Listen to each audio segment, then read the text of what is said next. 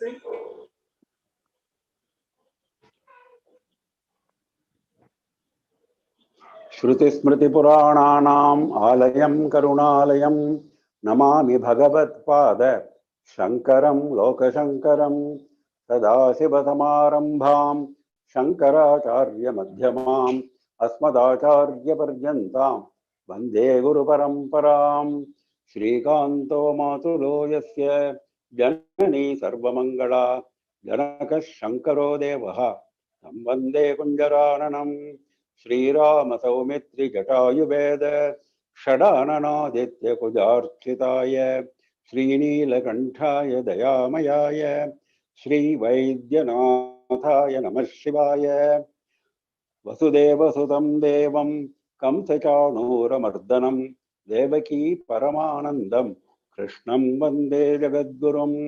सर्वमङ्गलमाङ्गल्ये शिवे सर्वार्थसाधके शरण्ये त्र्यंबके गौरी नारायणि नमोस्तुते।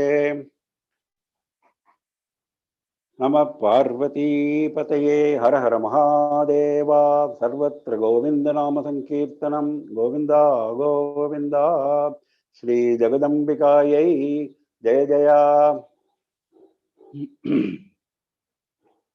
With the blessings of Sri Periyawal, we are now on the second day of the lecture series on common dharmas.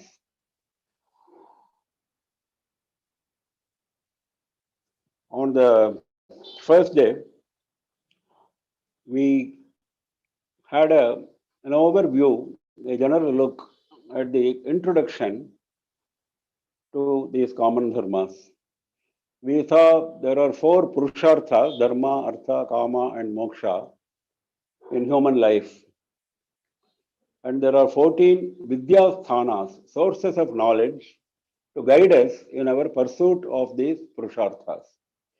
Now these 14 vidyasthanas were a part of common syllabus in our universities in ancient times, Nalanda, Takshashila, etc. In fact, people continued to study them very rigorously till the British came to India. In the southern part of India, we had what are known as Ghatika Sthanas, universities, which are known as Ghatika Sthanas, schools of learning. One of them, a very prominent one, was located at Kanchipuram. That is the reason why this present Yanattur University was located at Kanchipuram, as a continuation of the memory of the earlier Ghatika Sthana. So such was our interest in pursuit of knowledge, so that the Purusharthas can be pursued properly. Now we saw that the Vedas are at the root of the sources of knowledge, and Dharma Shastra is what actually guides us on Dharma. Dharma has got 2 characteristics. One is the Vidhi and Nishedha, the do's and don'ts. Second is the inherent nature of any being. Now, the inherent nature of human being is to follow the path of Dharma. That is why the 2 are interrelated. This is what we saw last time. Dharmo Vishwasya Jagata Pratishtha Vedo Khilo Dharma Moolam Dharmasaram Idam Jagati. So say Shastras. Dharma is at the root of everything, and Dharma derives its authority from Vedas. Now, without Dharma, there is no creation. This is what we saw. And dharmas are again of 2 major categories. One is common dharmas, the other is dharmas specific to a varna and an ashrama, varnashrama dharmas. Now, common dharmas are common for all humankind at all times. And there are many listings of these common dharmas.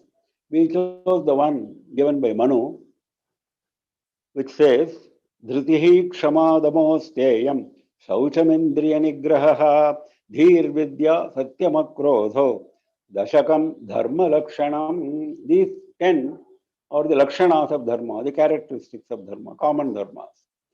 The first one was dhriti, which we saw in some detail last time. Dhriti is steadfastness, being steadfast in the pursuit of the objective of moksha or any of the four purusharthas with the ultimate destination of moksha and with the steadfastness to the path which you have chosen to attain that. There may be many paths sanctioned by Shastras, but you have chosen one and be steadfast to that. This is what we saw last time. In fact, we saw a lot of examples from Puranas in association with this concept of steadfastness. But there are also examples of steadfast devotion in recent times. Now, if you take Andal, if you take Mirabai, they were steadfast in their devotion. They were 100% certain that their objective was to attain Krishna, their objective was to attain Ranganatha, and so on. All the Nayanmars, all the Vaishnava saints, Alvars, all of them were steadfast in their pursuit of the objective. Now, next is the ideal of Kshama. Next in order is Kshama. Kshama is commonly understood as being able to pardon somebody if he makes a mistake. This is what we think. Kshama prarthana. If somebody makes a mistake, he comes and says sorry. We say, okay, never mind. We have done Kshama. And he has asked for Kshama and we have given him Kshama. This is what we think. There is nothing wrong with that. This is the very, very basic characteristic of Kshama. Kshama is much higher. As usual, in our Shastras, same terminology, same term describes several levels of a certain characteristic, sometimes even different characteristics. For example, in this case, Kshama, what we saw was just the beginning of Kshama. You have to go higher in Kshama, and the higher you go, you will find the ideals of forbearance. Whatever happens to you, don't react. That is Kshama. And not only you don't react, you show compassion. That is also inbuilt into Kshama. So there are two major ideas in Kshama. One is forbearance, another is compassion. Now, if somebody harms us, naturally we react. We become angry with the man. We think that this fellow has harmed me for no reason or for insufficient reason. Now, this is a common, basic human reaction. This is what we should not do, this is what Shastra says. But we know very well that this is the person who harmed us for no reason. Why should we not be angry with him? Why should we not react? That is a common question. The answer is very simple, but very deep. Very simple, but very deep. It goes to the very depth of our philosophy.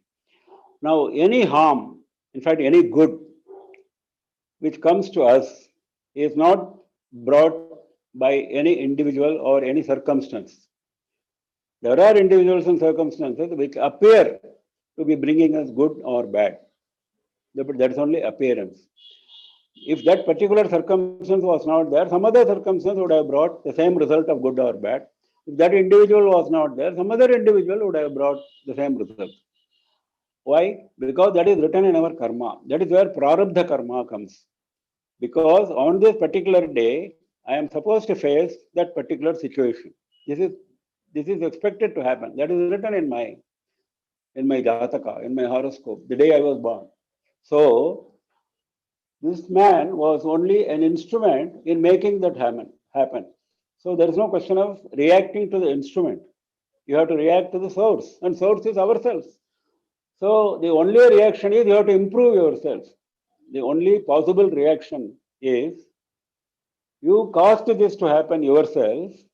So it is for you to improve yourself so that such a thing does not happen again. Now, whatever is there in prarabdha karma is bound to happen. You can't avoid it. But at least you can avoid reacting with anger. That is possible. That is within your possibility, within your capability, within your scope. So that is what Kshama is all about. So forbearance is not looking at the instrument, but looking at ourselves as the cause of that particular, even good. The good has come to us because of our past good deeds. The bad has come to us because of our past bad deeds. So we should improve upon our good performance and try to avoid bad performance. So that is entirely in our hands and not in the instruments that came our way. So this is the basis of Kshama, the philosophical basis of Kshama. So compassion is inbuilt into Kshama. That is a higher level of Kshama. That is, you are not only patient, you are not only forbearing, you go out of the way and do good to the man who harmed you. Why should I do good to him? Because Paropakarartham idam shariram. Doing good is our nature. Doing good should be our aim. So, this is the chance for us to do good. By doing good, we not only forget the harm he did, we completely cover it up with our good. He becomes good to us. Even if he does not become good to us, at least we are satisfied. We have attained peace. This is the higher level of Kshama. Kshama encompasses not only forbearance, it encompasses compassion. So, now we find a lot of examples to this in our history, in our Puranas. Krishna, for example, gave an opportunity to Shishupala not once but 100 times for him to abuse him in open sabha. We know that. When Yudhishthira was performing Rajasuya Yajna, Shishupala came there. He became angry with Krishna being given the Agra Puja. He started abusing him. Then immediately Krishna started counting 1, 2, 3. How many times they were abusing? Because he had publicly told Shishupala's mother, Shishupala also knew that if he exceeds abuses by more than 100, then I will take action. I will punish him. He had told this clearly. So it was up to Shishupala not to do that. But he said, this fellow is a cowherd boy. I am a king. Who is he? He went on in that strain. So when he reached 100, then only Krishna used his chakra. So why Krishna has to use his chakra? Why did he not continue with his forbearance? There comes the duty. See, Krishna is also a Kshatriya. A Kshatriya's duty is not to, he is not a Brahmana. So Kshatriya's duty is not to go on accommodating every evil, to curb the evil, to subdue the evil. That is the Kshatriya's duty. So he did his duty. The duty comes first. Forbearance is before that point was, because he had also given an assurance. He kept his word. So forbearance was also part of his promise in this case. Similarly, we find that in Ramayana, for example, Rama sent Angada to Ravana at the last minute as an ambassador of peace to negotiate peace. Similarly, in Skanda Purana, you find that Subramanya sent his brother Veerabahu to Shurapadma to negotiate peace. Now, this is all supreme acts of forbearance, isn't it? They have come for a long battle, a strenuous battle. They are at the forefront of the battlefield, but still they chose to walk the path of peace. That is the height of forbearance. Krishna himself went, before the start of the Mahabharata war, Krishna himself went as an ambassador of peace to the Kauravas. So these are all acts of forbearance which we see in our Puranas. Now, this forbearance is not to be confused with not doing duty, as we saw in Shishupala's case. Now, there are other examples of where duty and forbearance should not be confused. Another very striking example is the case of Guru Ninda or Ishvara Ninda. criticism of Guru or criticism of Ishvara. Shastra says very clearly, the very Shastra which lays out these 10 common dharmas also says in no uncertain terms that whenever you find someone criticizing or abusing your Guru or abusing Ishvara, immediately you pluck the tongue out of that fellow who's doing this crime. Immediately you go and pluck his tongue. So where is the question of forbearance here? There is no forbearance because this is your duty. Because Ishvara Ninda and Guru Ninda are such a serious, intensely serious crime that it requires immediate on-the-spot punishment. That's what Shastra says. Now, Shastra also says that if you are a Brahmana, you are a very sattvic person, you cannot go and pluck him because he is a very powerful fellow who is doing this. What should you do in that case? Shastra provides that. Shastra says very clearly, this is the priority number one. If you cannot do that, walk away from that place. That is within your capability, isn't it? Don't be there even for a minute. Because if you are there, you are a party to the crime. As you know, in Panchamaha Patakas, the fifth Pataka is to be associated with anyone who commits the first four crimes. First four crimes are killing a Brahmana and so on, consuming liquor and so on, Gurutalpagamana and so on. Now, anyone who commits those crimes, and if you are associated with him, that is the fifth crime, equally criminal. So also, here also, in the case of Ishvara Ninda or Guru Ninda, if you are simply present there, you are deemed to be a party, so you should walk away. If you cannot punish him, if you cannot pluck out his tongue, like the Shastra says, at least walk away. So there are lots of such examples, such regulations. Now, on the battlefield, this happened in Ramayana, this happened in Skanda Purana also. Ravana became completely alone on one day. One of the first few days of war. He was alone. His chariot was broken, his horses were broken. He lost all his arsenal. He was completely powerless. That was the ideal time for Rama to kill him. And there was nothing wrong with killing him. What is wrong? Nothing wrong. It's a battle, part of the war. So, but what did Rama do? He said, never mind, go home, come tomorrow. Very beautiful shloka. Tasmat parishranta yati vyavasya natvam sharer mrityu vasham nayami. I won't hand you to mrityu today with my arrows. Prayahi jana viranarditaspam pravishya ratrim chararajalankam. You are anardita, you are completely injured, tired. Go to Lanka, spend the night. Ashwasya nirvyahirati chadhanvi tadabalam prekshyati me rasastaha. Tomorrow come with a new chariot fully armed. Then we will fight.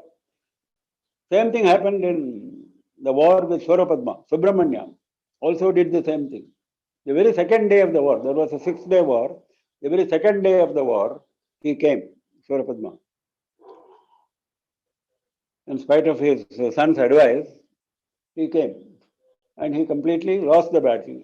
He was completely powerless, all alone, like Ravana. And same thing. Subramanya told him, you go now, come tomorrow. Ita param suram tyajer mayodita matistave kripa vashan mayadhana nashaktiratra tatyaje. I could have killed you now. I could have dispatched my Shakti, my veil, my spear. I am not doing the kripa vashati out of compassion. So forbearance and compassion, we are seeing the height of forbearance and compassion here. Not reciprocating evil with evil, but trying to do good. In the same Ramayana, we find not on a battlefield, but after the war was over, Ravana was killed, and Sita was informed by Hanuman that Rama is waiting for you, war is over. Then Hanuman asked Sita, should I kill all these Rakshasis who tortured you, for 1 whole year in Ashokavanam. What was Sita's reply? Forbearance and compassion. Napara papamadatte paresham papakarmanam. If you do that, you are also doing the same thing what they did. Paresham papakarmanam. Samayo rakshitavyastu santas charitra bhushanaha. Those who are shishtas, charitra bhushanaha, known for their sterling character, they will not act like this. Papanam va subhanam va vadharhanam athapi va karyam karunyamaryena nakaschyan naparadhyati. The very famous phrase, nakaschyate naparadhyati. There is no one on earth who has not committed a crime. So be compassionate with them. Leave them. They were all servants. They did what Ravana told them to do. This is the height of compassion we see.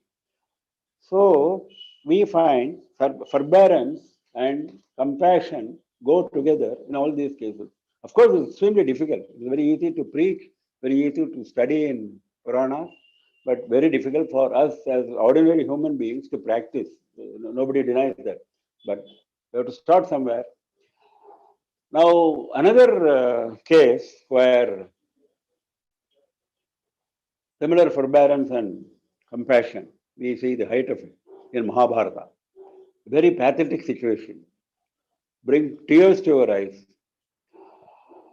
Ashwath, after the war was over, Mahabharata war was over, Ashwathama was completely shaken. He wanted to kill the Pandavas stealthily. So he went in the night. He killed 5 young Pandava children who were sleeping just outside their home. He thought he had killed Pandavas, but he had actually killed the sons of Pandavas. Later on, during the latter part of the night, when this came to light, Draupadi's grief knew no bounds. She was all fury. She said, "Whoever has done it, bring him to me. I want him killed in my presence." Krishna knew it was Ashwathama. So Krishna and Arjuna, they went after him. Ashwathama was running, somehow they caught him and then bound him. In fact, there only Arjuna wanted to kill. Then Krishna said, no, you let us take him to Draupadi. He was brought before Draupadi. Now what Draupadi would have done, she should have said, kill this fellow. But what does, it is described very nicely in Mahabharata as well as Srimad Bhagavatam. Now I am reading shlokas from Srimad Bhagavatam, which describes very nicely. Niriksha Krishna Bhagavatam Guru Vamasvabhava Kripayananamacha. Vamasvabhava, very gentle temperament, very gentle nature. She saw Krishna had brought Ashwathama. Guru Sutam. Who is Ashwathama? He is the son of the Guru, Dronacharya. Kripayananamacha. On seeing him, instead of getting furious, she was furious just a few minutes ago. Kripayananamacha, out of compassion, she paid him respects because he is Guruputra. Uvachachasa hantasya bandhananayanam sati. She could not bear the sight of Guruputra being bound like this and brought like a prisoner. Asahanti, she could not bear the sight. Muchyatam mesha brahmano nitaram guruhu. She cried, Muchyatam, leave him free. Free him. He is, after all, Brahmana and he is our Guru. So leave him. Now, can there be a better idea of compassion, forbearance and compassion? Now, in recent times, we find in the story of Ramana Maharshi, when Ramana Maharshi was there in his Ramanashramam, in the early days of Ramanashramam starting, it was a very small setup, very few people were there. There was no property as such, a small ashram. But some robbers came in the night. They searched for materials for thieving. They didn't find any. They bet Ramana. They attacked him and then left. So morning only the followers, the Shishyas came to know about what had happened. Now,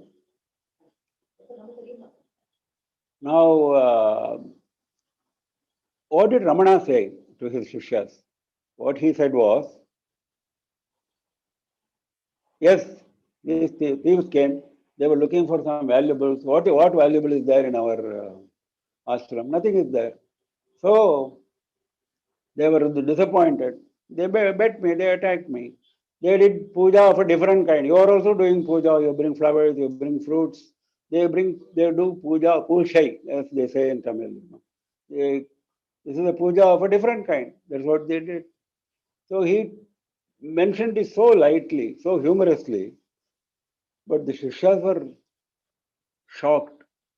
This is the example of forbearance and compassion in the present time. Now, for forbearance, the classical example is Bhumi, Earth. Because it is Earth which sustains all of us, and it is the Earth which we keep on breaking every day, for not only for growing food grains, for foundations of our buildings and so on. So there is no example higher than Prithvi, higher than Earth for Kshama. That is why in Ramayana, when qualities are described, Rama's qualities, Kshamaya Prithvi Samaha, Valmiki says. In Kshama, he is like Prithvi. So Thiruvalluvar also says the same thing. We should act like Prithvi. Now, the other day we mentioned what are known as Atma Gunas. Like these 10 common dharmas, there are 8 Atma Gunas. Now, out of the 8 Atma Gunas, the first 2 are Daya and Shanti. Shanti is another word for Kshama. Daya is compassion. Compassion and forbearance are 2 of the 8 Atma Gunas which are mentioned, which every human being should strive for. So, this is what Kshama is all about. Now, we find in Puranas, lot of sages cursing a lot of people for various transgressions of dharma. For this we find on many occasions. Now, in all those cases, we find that though the sage curses the particular person for that transgression, for that offense, immediately when the offender prays to him for Kshama, what does he do? He says, well, once I have pronounced the curse will act. I can't withdraw the curse because that is the part of the system, action and reaction. What I can do is to reduce the intensity. Now, there are many cases where the curse is withdrawn after some time. When this happens, the curse will go and so on. This we find. This is all an expression of forbearance and compassion. Srimad Bhagavata talks about a case like this. Many are the cases, many Puranas. There were 2 sons of Kubera, Nalakubera and Nalakobara and Manigriva.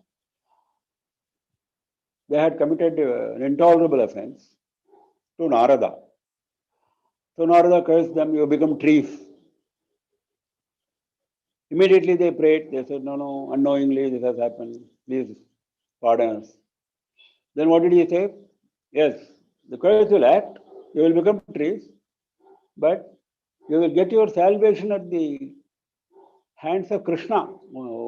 Is it not a blessing? Otherwise, they would never have got that opportunity to be blessed by Krishna. So, here we find Narada blessing them indirectly, though it was a curse. They became trees. They were trees for a long time in Vrindavana, till Krishna was born. Then Krishna, as a child, gave them moksha. The trees were uprooted, and so there emerged these 2 yakshas. Nalakobra and Manigriva, and they were restored to their old position. Not only old position, they were given deliverance after due efforts. See, deliverance is never immediate, so you have to put in efforts. But after due effort, deliverance is assured. That is the benefit of Krishna Darshan. So, like this, we find that there are many examples of Kshama. Kshama is a very wide field, wide application. In fact, Kshama is required in our everyday activities, everyday experience. Kshama is very much required. Next is Damaha. Dama is restraint of external sense organs. There are 5 sense organs, isn't it? Shabda, Sparsha, Rupa, Rasa, Gandha. The eyes, the ears, the nose, the mouth, and the skin. The feeling of touch, the speech, the vision, the hearing, and the smell. These are 5 senses which bring outward experiences to us. Now he says, keep them under control. Damaha is keeping them under control. There is a very interesting story. Now, before that, let us look at the definition of Dama. Nigraho bhakhya vrittinam damayat abhidiyate. Bhakhya vrittinam nigraha. The external vrittis, tendencies, actions, control them. That is called Dama. Now, Dama is closely related to Shama, though it is not mentioned here. We are going to see what is called Indriya Nigraha after some time. Now, Shama is control of the mind, the Antakarana. Antakaranas are 4 according to our Shastras: mind, Manas, Buddhi, Chitta, and Ahankara. Mind, intellect, Chitta, and ego. Now, all these 4 should be brought under control, mainly Manas, because the other 3 are related to Manas. There are thoughts. It's not like 4 different organs or 4 different compartments. No. They're all simply thoughts. They are given different names because thoughts of different categories, different kinds. So, mind should be brought under control. And for mind to be, for helping that process of bringing mind under control, senses also should be under control. Because if you leave the senses wayward to do whatever they like, to go wherever they want, then it's very difficult to bring the mind under control. So the 2 go together. That is why Dhamma is very important. Now, there is an interesting story, as I said, on this Dhamma. Prajapati once called Asuras, Devas, and human beings. All the 3 wanted to meet him. They went and had his darshan for Upadesha, advice. He gave them advice. What is the advice he gave? He told them only one akshara, Da. He told Devas, Da. He told Asuras, Da. He told human beings, Da. Same Da he said to everybody. So, it was not clear. What is this Da?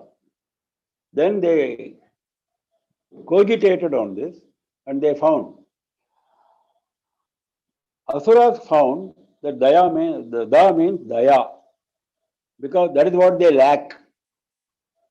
What they lack only should be imparted to them, isn't it?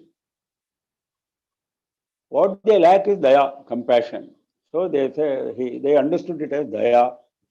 Now Devas understood it as Damaha, which is what we are now seeing.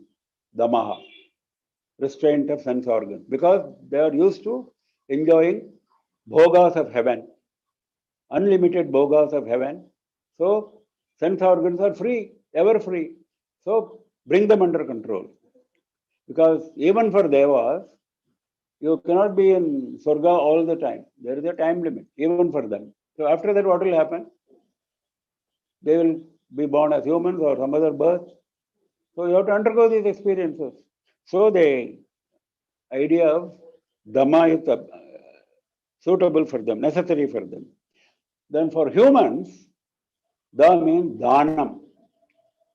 Because tyaga, sacrifice, dana, charity, if you cultivate this, it will attack your ego like anything else, like nothing.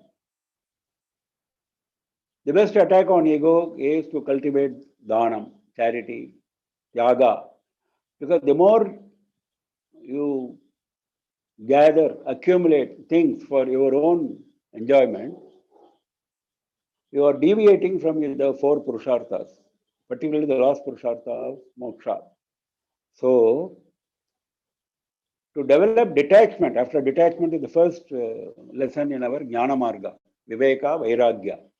So, to develop Vairagya, this is what is required, dana. You keep parting with your most loved articles. So, humans are not good in that. Humans are basically known to be selfish. So, this is the advice he gave. So, damaha is important here in association with daya and dhanam. Now, when we understand dhamma, we have to understand that desire is at the root of all our actions. We want to achieve something. Something or the other is always to be achieved. There is always something which we are aiming at. Of course, it may be part of artha, it may be part of kama, one of the two purusharthas. Nothing wrong if it is a artha or kama sanctioned by shastras. Nothing wrong. But even then, if you spend all your energy in the pursuit of artha and kama, even though it is based on dharma, you have forgotten your ideal of moksha, which is the only ideal for which human birth has been given to you. So, all shastras are uniformly emphatic in saying desire should be thrown out root and branch. But it's not possible to do it in a day. So, you have to keep at it. And desire is of many kinds, multifarious, endless. So, what Shastra has done is to divide it into three major categories. And they call it Ishana Trayam. Ishana is attachment. Three basic attachments. It is Vitteshana, Putreshana, and Lokeshana. Attachment to wealth, attachment to your progeny, your sons, and attachment to world. Attachment to world here means, Lokeshana means attachment to fame. Here it means fame. I must get a good name. People should talk well of me. This is Lokeshana. Nothing wrong with that. In fact, nothing wrong with even Vitteshana and Putreshana. But it should be within limits. When it goes beyond limits, then the trouble starts. A minimum of Vitteshana, a minimum of Putreshana, a minimum of Lokeshana, nothing wrong. As long as it is accompanied by good deeds. It is driven by good aims. But trouble is, these good deeds and good aims take leave of you after some time, and lobha, greed, takes hold of you. That is what we see in these examples. Now, Vitteshana, Duryodhana is the best example. He was mad after getting the kingdom. That is Vitteshana. Putreshana, same Mahabharata. Dhritarashtra is the best example. He was mad after Duryodhana, Putra Moha. That is Putreshana. Lokeshana, thirst for fame. It is there for all asuras. If you look at all the history of all asuras, they are all driven only by this. I must somehow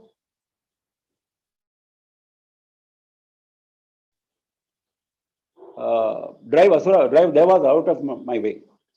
Devas should be driven out of the kingdom of heaven. I should go and sit in Indra's chair. This is what you find always. Why? Because that is Lokeshana. Then people will say, see, this fellow drove out Indra. He is more powerful than Indra. He is very strong. So everybody will go and praise him, worship him. And that is what I want. Hiranyakashipu. Best example of this Lokeshana. There is a very beautiful verse in our Shastras which describes that there is no limit to this desire of human beings. Yat prithivyam vrihiyavam hiranyam pasavastriyah ekasyapi na paryaptam iti matva shamam vrajayate.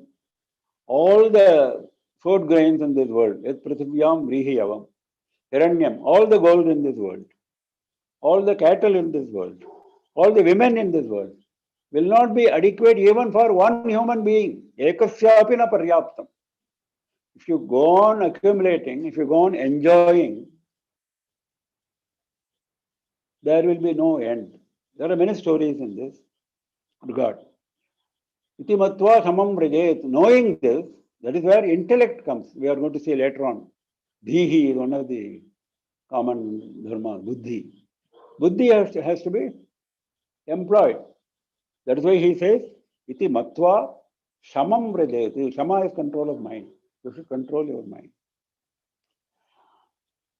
Now, people go to very unexpected length when pursuing their desires.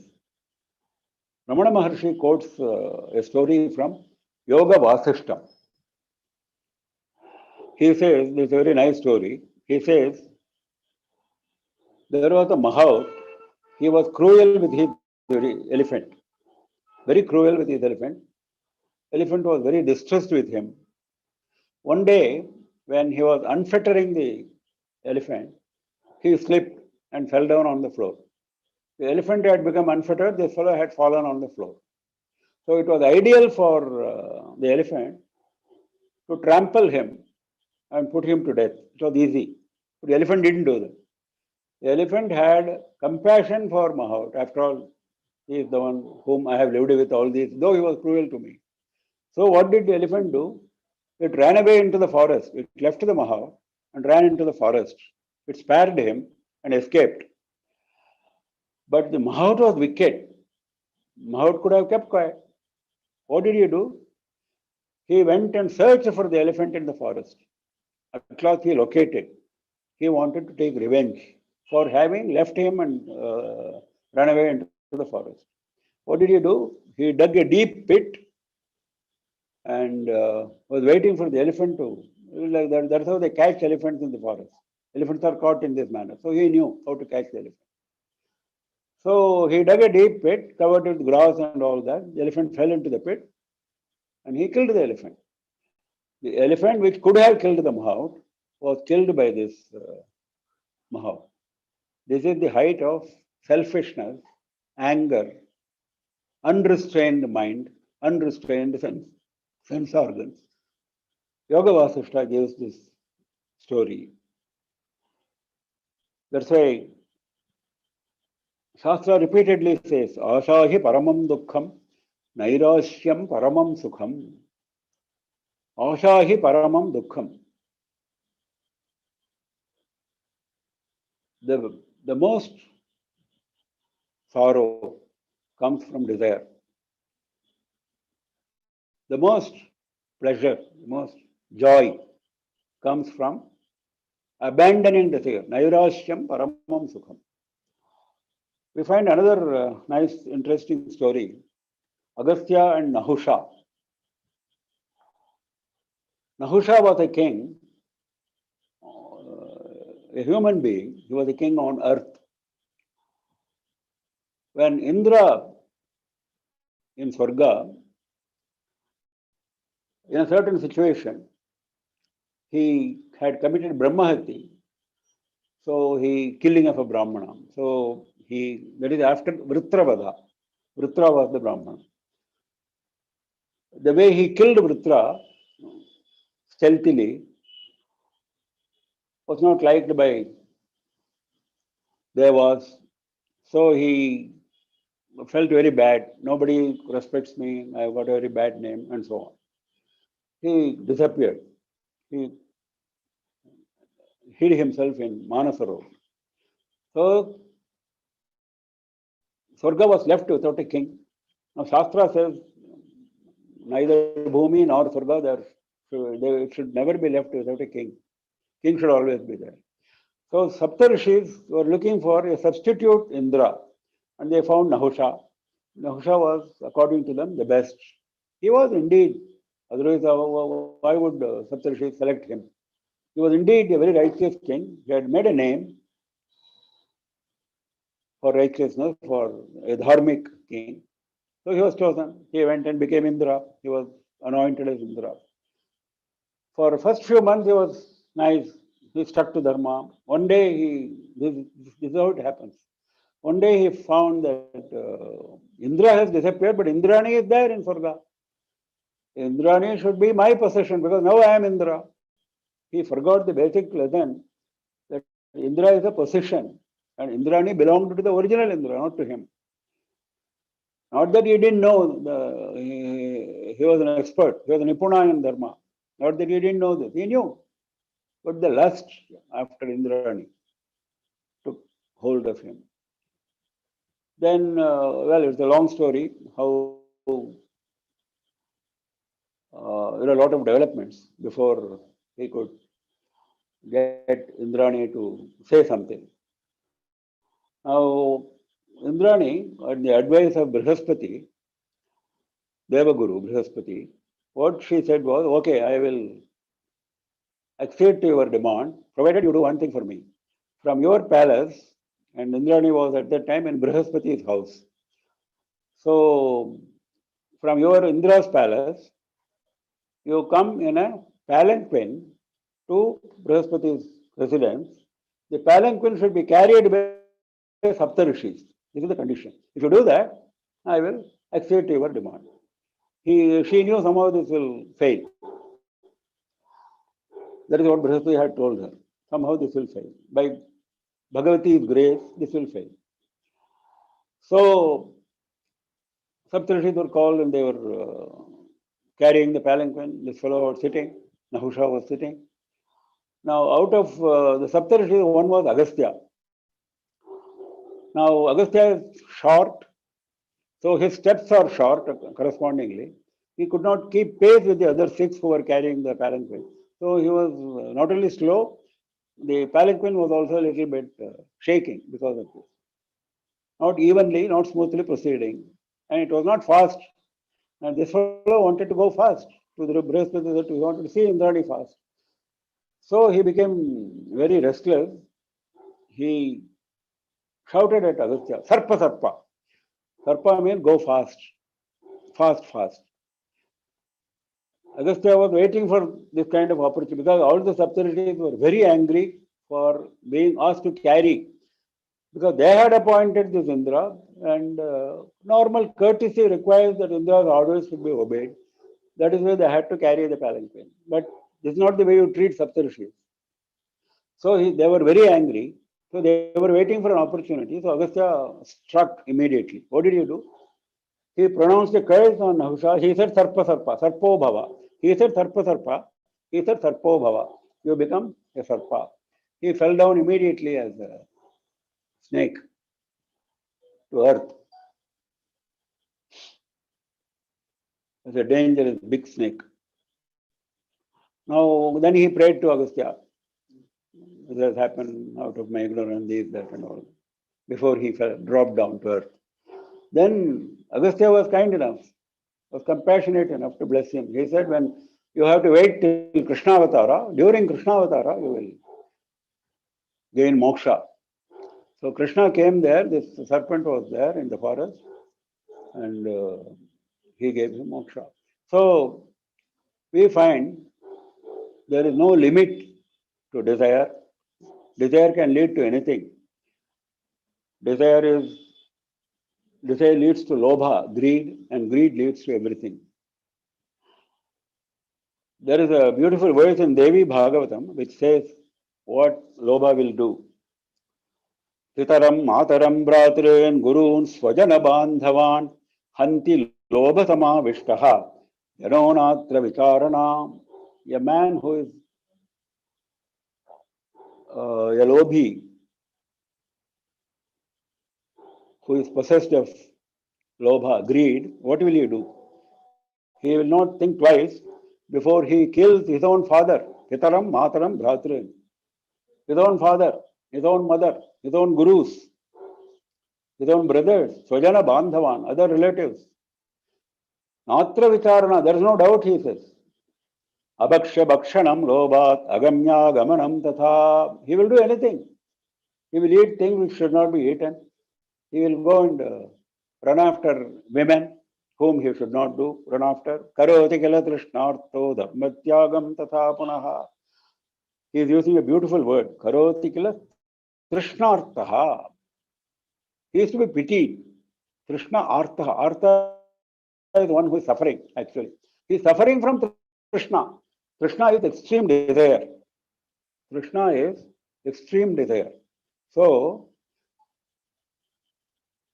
he is Trishnartha. So, a Trishnartha will do anything. Dharmatyagam tatha punaha. He will abandon his dharma. He will abandon his dharma. He will do anything like what is listed here.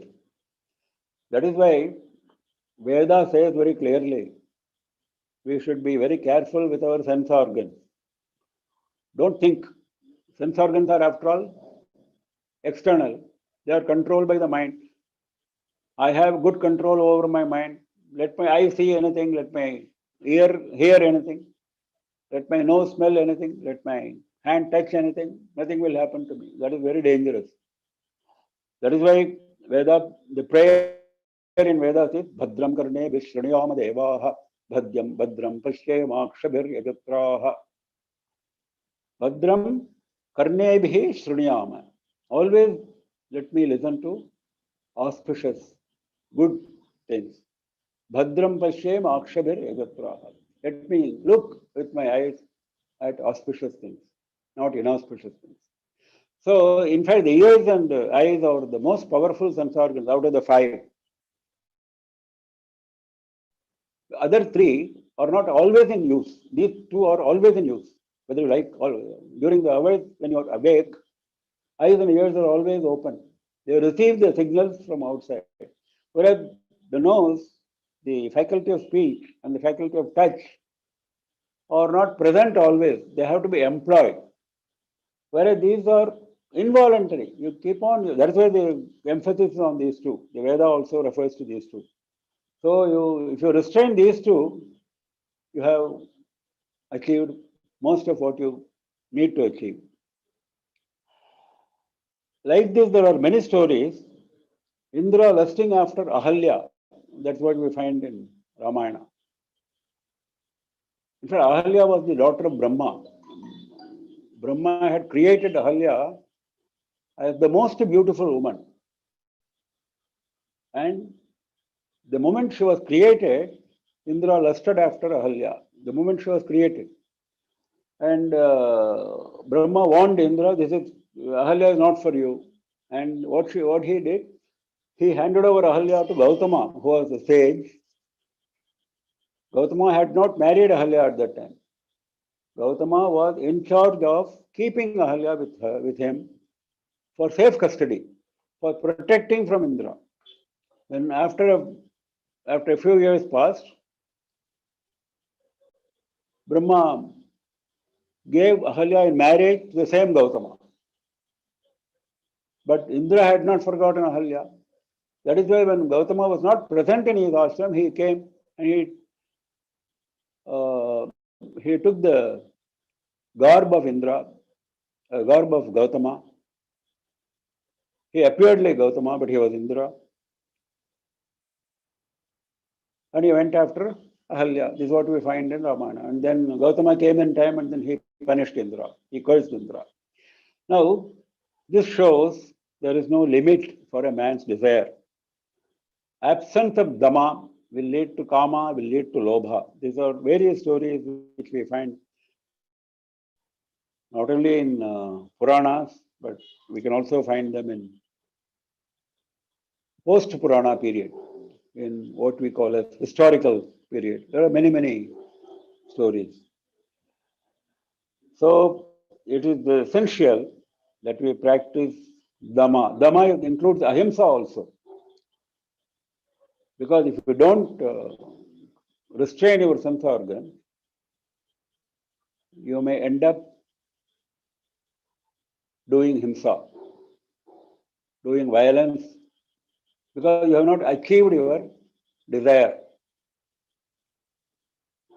Any desire which is not fulfilled leads to krodha, isn't it? Kama which is not fulfilled leads to krodha. Kama which is fulfilled leads to lobha. So, krodha will lead to himsa. So, dhamma is connected with all this. When you control desire, you have to control krodha, you have to control lobha, you have to entertain ahimsa, you have to entertain generosity, opposite of lobha. So, this is how it is.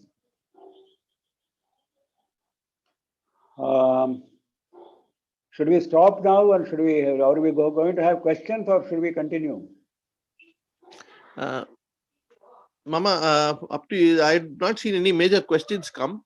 So I think we can go on for another 7 minutes. We can go on for another 5 minutes. Yes, okay, we are fine. At 9:55 or 9:55, okay. Another till about 10 or 2. Okay, right, fine. Then we'll proceed.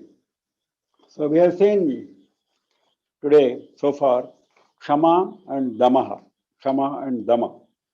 Patience, forbearance, compassion, self-restraint, subduing of sense organs. Next, in the common dharma list is Asteyam. Asteyam means non-stealing. Asteyam means non-stealing. Now it looks very simple. No, we don't want to steal anybody's property. It is much more than that. Like Kshama meant much more than if somebody comes and says sorry, excuse him. It is meant much more than that. We saw that. Similarly, Asteyam means much more than that. It means abstention from unlawful gain. Abstention from unlawful gain. Not only that, it means non-covetousness beyond one's needs. This is the highest level of asteyam. Every dharma has several levels, as we have been seeing. Now, the highest level of asteyam is non-covetousness beyond one's needs. Whatever you need, you should possess only that much. There is no need to possess more than that. This is what asteyam is all about. Actually, asteyam dictionary meaning, literal meaning is non-stealing, not to steal someone else's property. But now we have extended it to mean that we should not only not steal others' property, we should not aim at hoarding more than what our basic needs are. Now, in Srimad Bhagavatam, there is a beautiful verse where this idea is conveyed. Yavat bhriyate jataram tavat swatvam hi dehinam adhikam yobhimanyeta sasteno dandamarhati. One who accumulates more than what his belly needs, jatara is belly, stomach. Yavat bhriyate jataram, whatever is required by his belly, tavat swatvam hi devinam, that much only he should gather. Adhikam yobhimanyeta, if he goes and gathers or even desires, abhimanyeta means desire, not even actual gathering, even desiring for more than what his basic needs are. Adhikam yobhimanyeta sasteno dandamarhati. The last part is very important. Saha stenaha, he is a thief. The verdict is given here. Because he has coveted more than his basic needs, he is a thief. He should be punished. Saha stenaha saha dandamarhati. He should be punished. This is what Srimad Bhagavatam teaches us. This is the basic of our Shastra. Basic, being always contented with what you have. In fact, when it comes to Brahmanas, at least in the yugas gone by, Kali Yuga may be slightly different. In the yugas gone by, the requirement for an ideal Brahmana, a Shishta Brahmana, was he should not hoard even food for the next day. Next day's food will come. Don't hoard food for tomorrow. This was the ideal in those days. Unchavritti, as we come across nowadays, going for bhiksha and all that, they are all based on this concept. Uncha is actually food grains left in the field after the farmer thrashes paddy. Whatever is left in the food grain, you go and collect it, so that you don't really stand in the way of somebody else's possession. You take whatever is left behind. This was Unchavritti. So that was the height of Asteyam, practiced in those days. Puranas described this, and we know it was practiced in our Bharata Desha not many years ago. Now in Sri Rudram, we find Sena means thief, Taskara means robber, a bigger thief. Now both the terms are used for Shiva. Stenanam Pataye Namo Namo, Taskaranam Pataye Namo Namo, the head of Taskara, the head of robbers, the head of thieves. Now there the purpose is twofold. Why he is called Stenapati and Taskaranam it is for developing Samadarshana. When you see a thief, when you see a robber, you should see the Brahman in him. You should not see him as a thief or a robber. This is the idea behind. That's why in Sri Rudram you find Shiva being described as so many objects, as so many human beings, so many animals, so many birds. Because all creation is Shiva. There is nothing other than Shiva in this creation. That is the aim of going to that extent, describing so many created beings and calling all of them as Shiva, so that you see only Shiva whenever you look at anything. That is the basic idea of calling him Stenanampati, Taskaranampati and all that. Of course, in a secondary, indirect meaning, he goes and robs all our bad vasanas, all our bad deeds, all our sins, if we go and surrender ourselves to him. So that way he is a thief of our bad vasanas. That way he is a Pati of Stenas, Pati of Tatkara. But that is a secondary meaning. That's the more important meaning. More a meaning which is more suited to Jnana Marga is the one which I mentioned earlier. Now, when we extend this kind of idea, I think it is time now, 9:30. So I think we halt now and we continue tomorrow with this Asteya and the balance common dharma. If there are any questions, even now we can handle them. If there are no questions, we close for the day. Are there any questions? If there are any questions, please unmute yourself. You can unmute and ask your questions.